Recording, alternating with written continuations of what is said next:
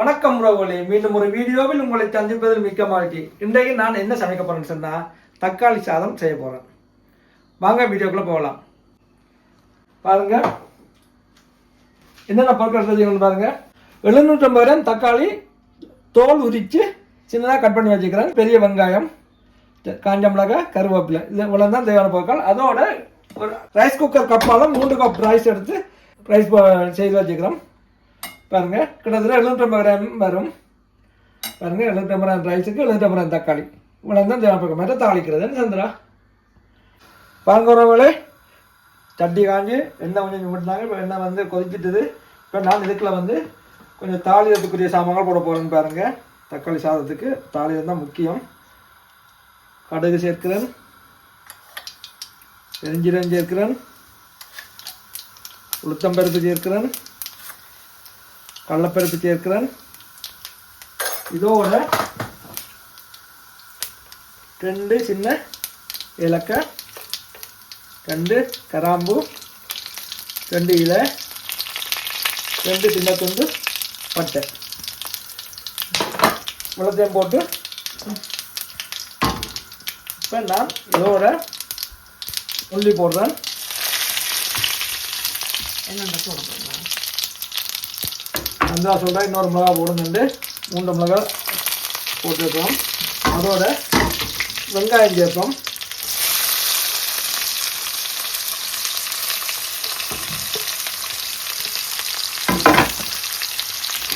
ரெண்டு வெங்காயம், வெள்ளை வெங்காயம் கொஞ்சம் பெரிய வெங்காயத்தில் 2 எடுத்துனாங்க. இப்போ நாங்கள் இந்த தாளியத்துக்குள்ள கருவேப்பிலை சேர்ப்போம். சந்திராசோட கருவேப்பிலை வாசனை குறைவான இந்த கருவேப்பிலை இந்த முறை பண்ணது நல்ல வாசனையாகவும் கொஞ்சம் பிஞ்சிலையாகவும் இருக்குது. நல்லா இருக்குது, குறுக்கிலையாகவும் இருக்குது. கருவேப்பிலை சேர்ப்போம் தாளியத்துக்குள்ள. பாருங்க வதங்கிட்டு. இப்போ நான் இதுக்குள்ள வந்து இஞ்சி பூண்டு பேஸ்ட் வந்து இடிச்சு வச்சுக்கிறேன். அது சேர்க்க போகிறேன். கொஞ்சம் இஞ்சி பூண்டு பேஸ்ட் வந்து போடுவோம் விழுது. இப்போ இதுக்குள்ள கட் பண்ணி வச்சிருந்த தக்காளியை சேர்ப்போம்.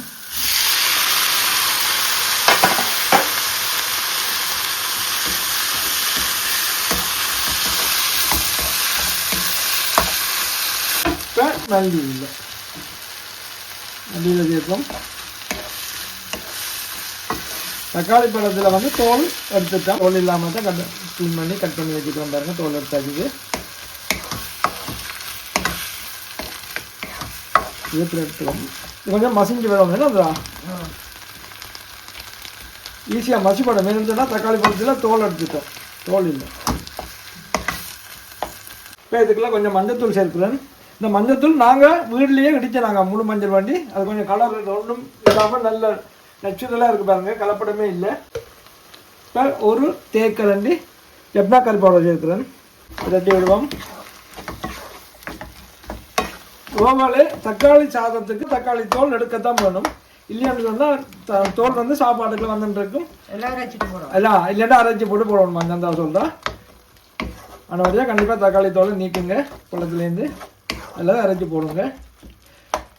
அரைச்சி போட்டால் பேஸ்ட் மாதிரி வந்துடும். இது அப்படி வதங்கி வரது நல்லா துண்டு பீஸ் பீஸாக வெட்டி போட்டு தந்துடா மூடி விடணும். வதங்கி வரது நல்லா.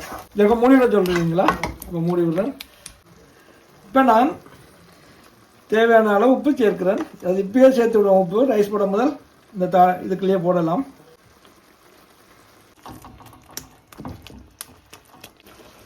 மூடி விடுவோம்.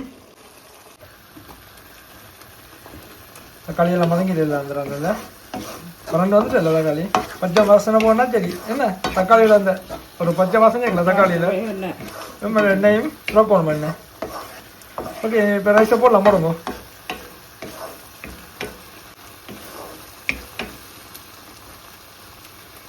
ஓகே உறவுகளே, பாருங்க தக்காளி எல்லாம் நல்லா வதங்கி எண்ணெய் தன்மையாக வருது. இப்போ நாங்கள் இந்த டைமில் ரைஸை சேர்க்க போகிறோம்.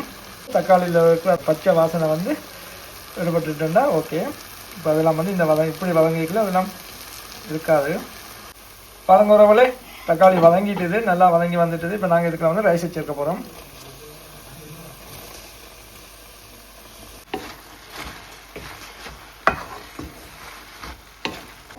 தக்காளி சாதம் தான் எங்களோட லஞ்ச். மரக்கறியில சாப்பிட்டு சாப்பிட்டு வெறுத்துட்டுது. வித்தியாசமாக இருக்கும்.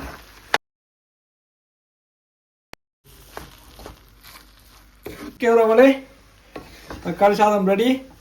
வாங்க சாப்பிடலாம். ஓகே, நாங்கள் இனி அடுப்பு ஓப்பன் பண்ணுவோம். என்னதுடா உறவுகளே, தக்காளி சாதம் ரெடி. நாங்கள் செய்த முறை உங்களுக்கு பிடிச்சிருந்தால் லைக் பண்ணுங்கள். இதே மாதிரி செய்து பாருங்கள். சுவை என்பது அளவற்றது. நன்றி, வணக்கம். மீண்டும் ஒரு வீடியோவில் சந்திப்போம்.